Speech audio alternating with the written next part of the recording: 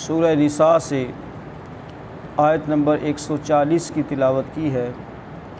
دعا ہے اللہ رب العالمین ہمیں اس آیت مبارکہ کا معنی مفہوم سمجھ کر عمل کی توفیق عطا فرمائے۔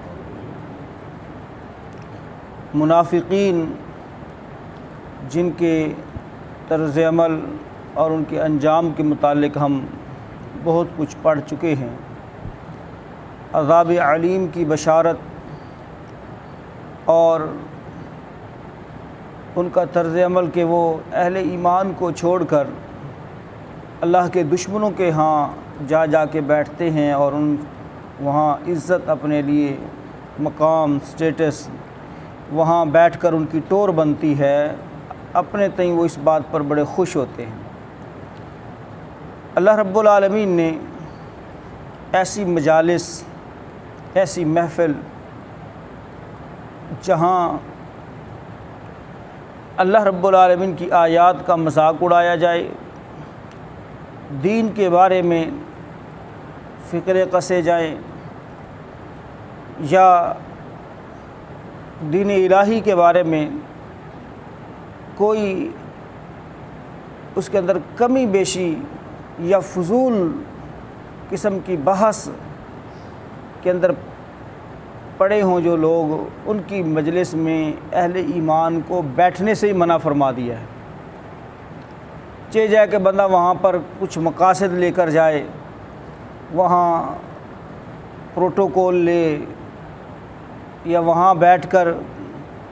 اپنا یعنی ٹور شور بنانے کی کوشش کرے، وہاں پر بیٹھنا ہی منع ہے۔ منافقین جو وہاں پر عزت تلاش کرتے، حالانکہ وہاں ہوتا کیا تھا، ان مجلسوں میں منافقین اور ان کے سردار کرتے کیا تھے، اس کا ایک نقشہ اللہ رب العالمین نے آیت نمبر 140 کے اندر کھینچا ہے۔ فرمایا وقد اور تحقیق نازل فرمایا اس نے، یعنی اللہ رب العالمین نے، علیکم تمہارے اوپر، فی الکتاب کتاب میں، یعنی یہ بات لکھ دی گئی ہے، یہ آرڈر کر دیا گیا ہے، قد تحقیق نزل اتارا ہے، نازل کیا ہے اس نے، یعنی اللہ رب العالمین نے، علیکم تمہارے اوپر، فی الکتاب کتاب میں۔ کسی بھی ادارے میں ایک آرڈر بک ہوتی ہے اور اس ادارے کا سربراہ اس میں آرڈر لکھتا ہے کہ یہ کام کیا جائے گا، یہ کام نہیں کیا جائے گا، فلاں کے ساتھ تعلقات رکھے جائیں گے، فلاں کے ساتھ تعلقات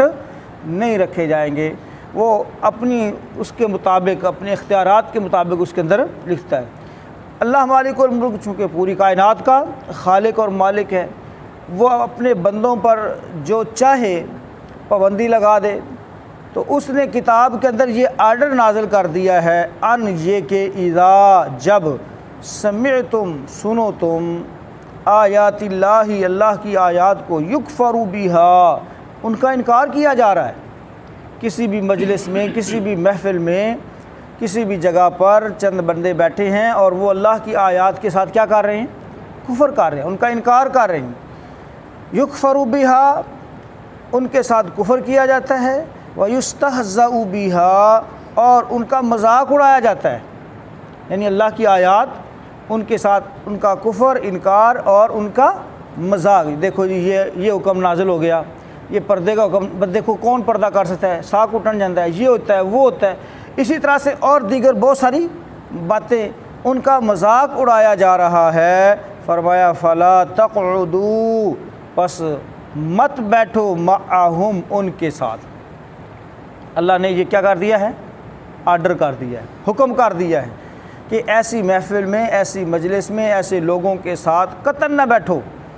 جو اللہ کی آیات کے ساتھ کفر کر رہے ہوں، اللہ کی آیات کا مذاق اڑا رہے ہوں، ان کے بارے میں فضول بحث و تمحیص کے اندر پڑے ہوں، ایسی جگہ پر بیٹھنا بھی نہیں ہے۔ حتیٰ یہاں تک کہ یخوضوا وہ مصروف ہو جائیں، مشغول ہو جائیں، فی حدیث غیری اس کے علاوہ کسی بات میں، اس کے علاوہ کسی بات میں، کسی اور کام کے اندر مصروف ہو جائیں، یعنی اللہ کی آیات کا مذاق اور کفر کرنے کو چھوڑ دیں، اور کسی بات کے اندر مصروف ہو جائیں تو پھر الگ بات ہے، اور اگر ان کا ٹاپک یہی ہے، موضوع یہی ہے، موضوع دین ہے ان کا، اور اس کے اندر کمی کجی تلاش کرنا ہے اور مذاق بنانا ہے، تو پھر ایسے میں ان کے ساتھ بیٹھنے کی اجازت نہیں ہے۔ فرمایا انکم، یعنی یہاں تک بات کر کے درمیان والا جملہ اللہ تعالیٰ نے حذف کر دیا جو کہ آٹومیٹک ذہن میں آنے والا ہے۔ وہ کیا ہے کہ ان کے ساتھ بیٹھنا نہیں ہے یہاں تک کہ وہ کسی اور بات میں مصروف ہو جائیں۔ اگر تم ان کے ساتھ بیٹھو گے، اگر تم ان کے ساتھ بیٹھو گے، بیٹھے رہو گے، انکم، تو بے شک تم اذم، تب، مثلہم، انہی جیسے ہو جاؤ۔ بات سمجھ آ رہی ہے نا؟ اب درمیان میں یہ کیا ہو گیا، جملہ محذوف ہو گیا کہ اگر تم ان کے ساتھ بیٹھے رہے تو تم بھی انہی جیسے ہوگے۔ وہ اللہ تعالیٰ نے درمیان والا جملہ ختم کر دیا جو آٹومیٹک بندے کے ذہن میں آ جاتا ہے، انکم، بے شک تم، اذم مثلہم، تب انہی جیسے ہوگے، ان جیسے ہو، یعنی اگر تم ان کے ساتھ بیٹھے ہوئے ہو اور ان کی دین کے بارے میں استہزاء مذاق والی باتوں کو برداشت کر رہے ہو تو تم بھی کیا ہو، انہی جیسے ہو۔ فرمایا ان اللہ، بے شک اللہ تعالیٰ، جمع کرنے والا ہے، اکٹھا کرنے والا ہے، المنافقین، منافقوں کو، والکافرین، اور کافروں کو، فی جہنم، جہنم میں، جمیعا، سب کے سب، سب کو جہنم میں جمع کرنے والا ہے، اکٹھا کرنے والا ہے۔ یعنی جتنے بھی لوگ دنیا کے اندر رہ کر اللہ کی آیات کا مذاق، جنت جہنم کے بارے میں مذاق، اسی طرح سے اللہ کی صفات کے بارے میں، اللہ کے حکم و احکام کے بارے میں کسی بھی قسم کا مذاق کرتے ہیں، فرمایا ایسے کافر و منافقوں کو اللہ تعالیٰ جہنم کے اندر کیا کرے گا، جمع کرے گا۔ لہٰذا جہنم سے بچنا چاہتے ہو تو خود تو کرنا ہی کوئی نہیں ہے، اور ایسے لوگوں کے ساتھ بھی بیٹھنا نہیں ہے جو اس بد خصلت کے اندر مبتلا ہیں۔ ترجمہ دوبارہ سے دیکھیں، وَقَدْ نَزَّلَ عَلَيْكُمْ، اور تحقیق بلا شبہ نازل فرمایا اس نے، علیکم، تمہارے اوپر، فی الکتاب، کتاب میں، ان، یہ کہ، اذا، جب، سمعتم، سنو تم، آیات اللہ، اللہ کی آیات کے ساتھ، یکفر بہا، کفر کیا جاتا ہے، ویستہزأ بہا، اور ان کا مذاق اڑایا جاتا ہے، فلا تقعدوا، پس مت بیٹھو، معہم، ان کے ساتھ، حتیٰ، یہاں تک کہ، یخوضوا، وہ مشغول ہو جائیں، مصروف ہو جائیں، فی حدیث غیرہ، اس کے علاوہ کسی اور بات میں، انکم اذم مثلہم، یعنی اگر تم ان کے ساتھ بیٹھے رہے، ان کی باتوں کو برداشت کیے رکھا تو تب تم بھی انہی میں سے ہو۔ ان اللہ، بے شک اللہ تعالیٰ، جامع المنافقین، جمع کرنے والا ہے منافقین، والکافرین، اور کافروں کو، فی جہنم جمیعا، جہنم میں، سب کو جہنم میں جمع کرنے والا ہے۔ محترم بھائیو، آج کا جو ہمارا سبق ہے یہ ایک اصولی آیت ہے۔ اس آیت میں جو اصول بیان ہوا ہے کہ جس طرح سے اللہ کی ذات کا احترام ہے، جیسے پیارے پیغمبر جناب محمد رسول اللہ صلی اللہ علیہ وسلم کی ذات کا احترام ہے، ایسے ہی اللہ اور اس کے رسول کی بات کا بھی احترام ہے۔ اللہ اور اس کے رسول کی بات کا بھی کیا ہے، احترام ہے۔ صرف ذات کے احترام تک محدود نہیں رہنا،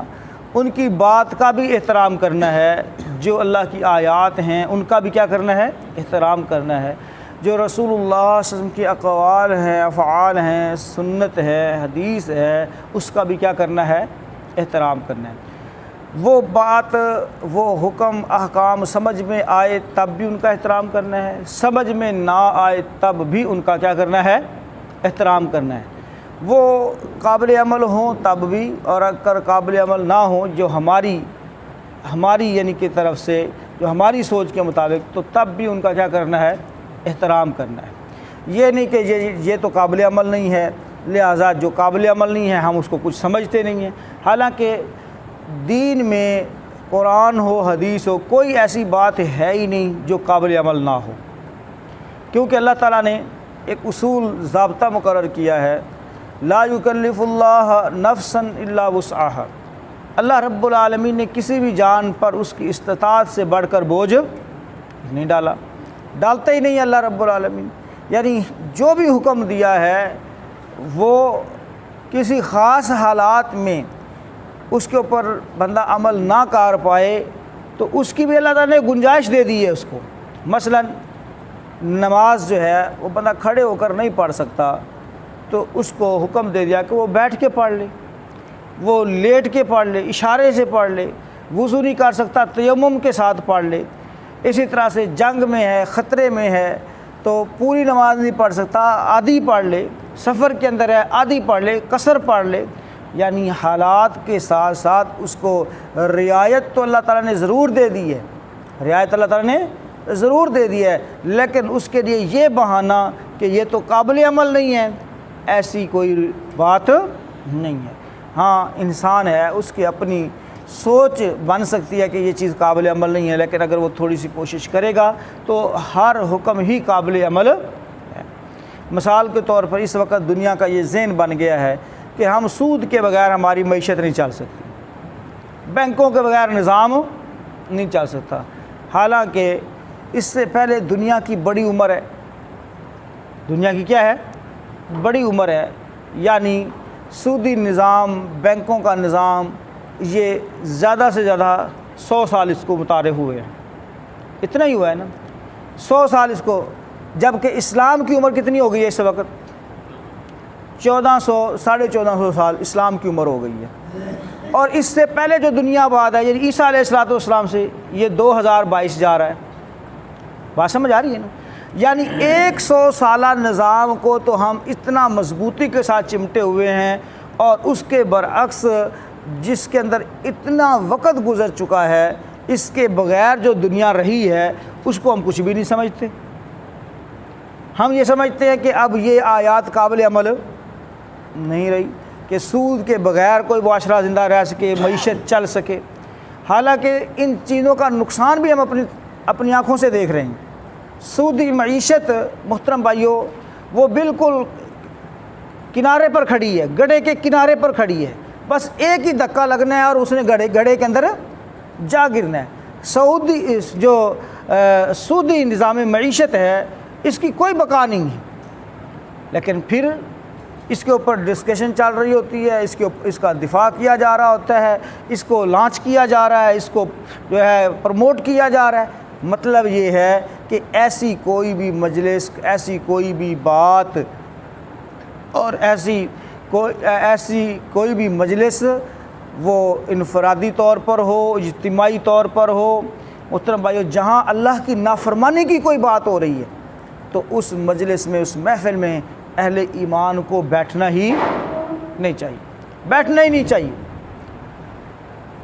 اللہ رب العالمین نے اس بات سے منع فرما دیا۔ پیارے پیغمبر جناب محمد رسول اللہ صلی اللہ علیہ وسلم نے اس حوالے سے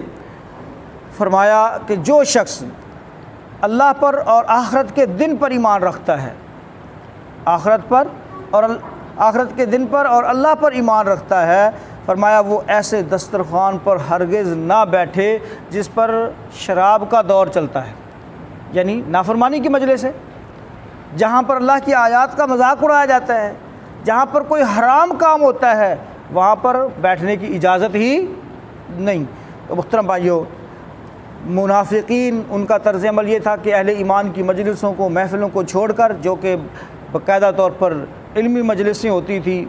جہاں پر ایمان تازہ ہوتا تھا، ان کو چھوڑ کر مشرکین، کافرین، یہود و نصارہ کی محفلوں میں جا کر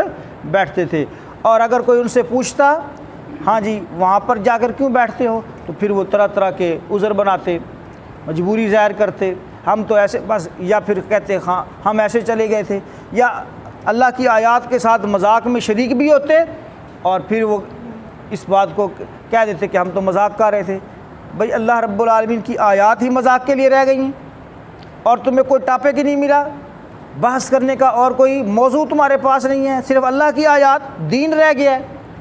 جیسا کہ آج کل بھی ہمارے ہاں کم عقلی کی بنیاد پر یہ کام سارے ہو رہے ہیں، کبھی کوئی داڑھی کو موضوع بنا لیتا ہے، کبھی کوئی پردے کو موضوع بنا لیتا ہے، کبھی نماز کو موضوع بنا لیتا ہے، اور ایسی خاص سنتیں اور ایسے خاص اعمال ہیں جی ان کے بارے میں یہ جناب مکھیاں جھاڑ رہے ہیں، یہ جناب ایسے کر رہے ہیں، یہ ایسے یعنی اس طرح کی جتنی بھی باتیں ہیں وہ ساری اللہ کے احکامات کا مذاق اڑانے کے مترادف ہیں۔ اور جب ان سے پوچھا جائے کہ کیوں ایسا کرتے ہو تو کہتے ہیں مذاق کر رہے ہیں۔ تو اللہ رب العالمین نے بار بار فرمایا اب اللہ ہی، کیا اللہ کی آیات ہی اور اس کا رسول ہی اور اس کا دین ہی مذاق کے لیے رہ گیا ہے؟ اس کی آیات ہی مذاق کے لیے رہ گئی اور تمہارے پاس کوئی ٹاپک ہی نہیں رہا، موضوع ہی نہیں رہا؟ تو سراسر اپنی آخرت کو برباد کرنے کے مترادف ہے ان کا یہ عمل، جو وہ کہتے ہیں کہ ہم مذاق کر رہے ہیں، یعنی ہم دل لگی کر رہے ہیں۔ اب آج کل یہ مسخرہ پن عام ہے، آپ کسی بھی ٹاک شو کے اوپر بیٹھ جائیں، کسی بھی اسٹیج ڈرامے کے اوپر بیٹھ جائیں، آپ کو کوئی نہ کوئی ایسی بات جو ہوگی دین کے بارے میں اور اس کا مذاق بناتے ہوئے لوگ نظر آئیں گے اور اس کے اوپر ہنستے ہوئے لوگ نظر آئیں گے۔ کیا خیال ہے، ایسا چل رہا ہے کہ نہیں چل رہا؟ تو بھائیو ایسی ہر چیز کا انشاءاللہ ہم نے بائیکاٹ کرنا ہے، اور ایسی کسی بھی محفل مجلس اور کسی ٹاک شو اور کسی بھی جو ہے اسٹیج شو اس کو نہ دیکھنا ہے، نہ چلانا ہے، نہ اس کو نشر کرنا ہے، اس کو بند کرنا ہے، بلاک کرنا ہے، اس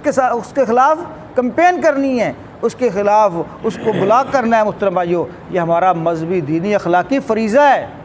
اللہ رب العالمین نے اس کے بارے میں فرمایا اگر تم نہیں کرو گے تو پھر تم بھی کیا ہو، انہی جیسے ہو، تمہارے اوپر بھی انہی کا رنگ چڑھ چکا ہے، اسی محفل کا رنگ، اسی محفل کے رنگ میں رنگے گئے ہو۔ لہٰذا اپنے ایمان کو بچاؤ، اور ایمان کو بچانے کا ایک ہی طریقہ ہے، اگر طاقت ہے